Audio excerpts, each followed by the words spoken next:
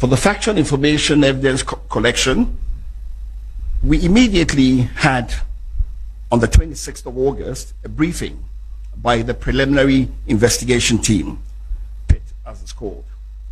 Now, the preliminary investigation team were sent out the same day of the accident by the Air Force. Their task was to go to the accident site, secure the site, try to protect and make sure that all perishable evidence was secure. Now, when we speak of perishable evidence, we mean things like information, things like memories, because people forget after a short time. They also have the duty of making sure that in as much as possible, they can capture and do a wreckage diagram of all the parts and so on that were around the crash site, because all these help in deducing what actually caused the accident. So we had a briefing by the PIT team, and they handed over the PIT report. The flight recorder, made up of the flight data recorder and the cockpit voice recorder, which is typically called the black box, and some personal effects of the passengers.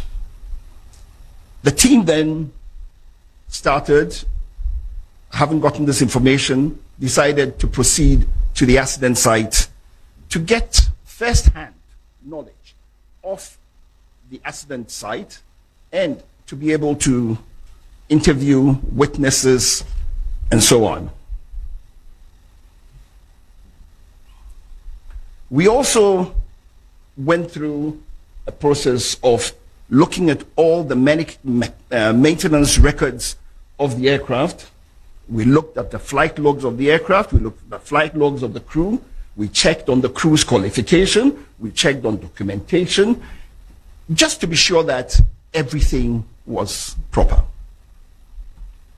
The flight data and cockpit voice recorder were then transported to the AVIC Flight Decoding Center in Xi'an, China, from the 12th September to 22nd September 2025. Now, AVIC is the Aviation Industry Corporation of China. The aircraft is a Chinese aircraft. They were the manufacturers. They had the software and the hardware capable of decoding and giving us the data from the flight data recorder. So we had to go to them.